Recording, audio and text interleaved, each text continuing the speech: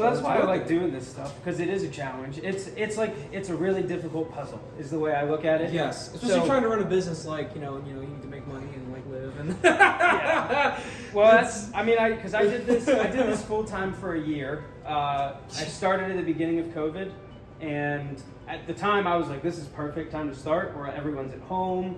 We're just kind of laying low, and then the cost of steel went through the roof. I know, it's great. I love it. Woo! Inflation. I had projects that by the time I would get my quotes to the customers, the price of steel had gone up $1,000 in like 2 weeks. Awesome. So I was like, I'm good. I went back to I'm a full-time mechanical engineer, and doing this on the side. So it's been nice to kind of remove the stress of paying my bills. With just this, it's made the art way more rewarding and enjoyable. I agree. Yeah, my girlfriend's a yoga teacher, and I always tell her that this is my yoga. This is where it's quiet, and this is where my things are, and this is where I get to just. It's way less calm and quiet, but it's the same. That's what makes it calm and quiet for you. Oh, I love it. So that's put some music on and just beat the shit out of some metal.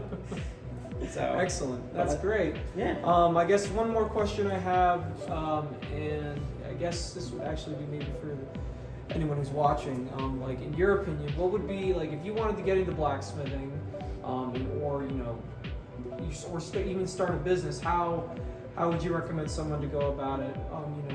If they maybe don't even have a shop of their own, or what is your? So I think.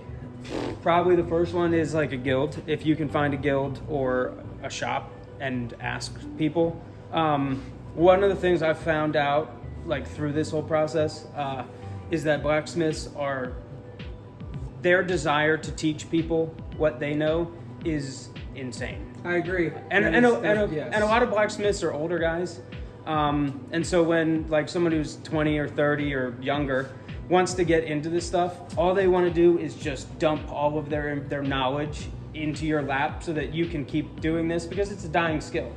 There's not a lot of people that are doing this from the time they're 10 or whatever and learning it the whole way up. I agree. There's definitely a lot of smiths now, but still, it's like as in the terms of new generations, it's it's not common knowledge. No. The thing is that a lot of people, or some people who don't blacksmith, would say, oh, it's a dying art. I'd say it's not a dying art. No. But it is a skill. It is definitely in terms of it being something regular or the norm, or being something you would hear about at school or even with friends. It's pretty non-existent. Yeah. Well, you kind of have to seek it. The interesting thing too is, not to go off on tangent, but a lot of people go to college now, and trades, this is not pushed for anyone.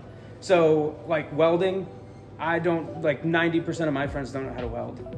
I mean, there's a lot of people that don't know how to do any of this stuff. So the more people that get to do it or want to do it, I think welding's another good gateway, right? I guess if you want to get into blacksmithing, a fabricating shop of any kind. Yeah.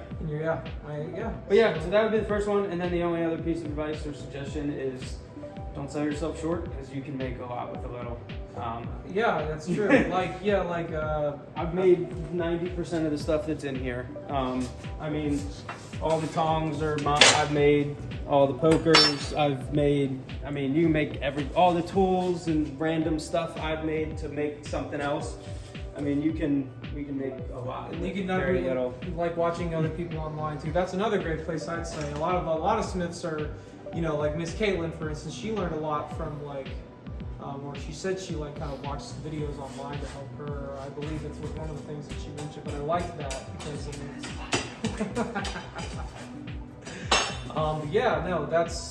that's great. Like you're saying, social media, TikTok.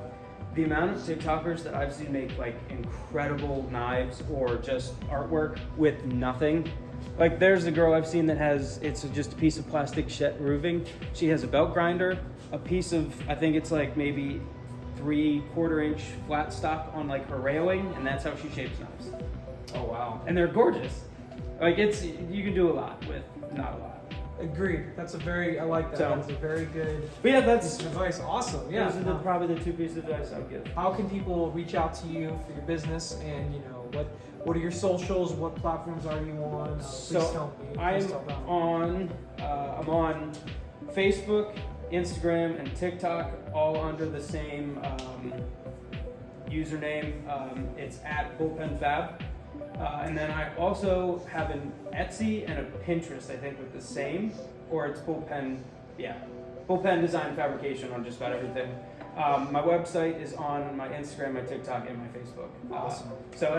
I'm not the best at updating that, but that has a pretty good running portfolio of all the different projects. Yeah, no, I understand. Trying to make stuff, managing social media is like the greatest. It's like, and even a different beast. I'm not going to ask you about that. Yeah, well, there's a lot that goes into this stuff. Yeah, absolutely. Well, thank you for your time. Again, this is Bullpen Design and Fabrication. Adam, nice having this interview with you. Thank you for your time. Have a great day, everyone.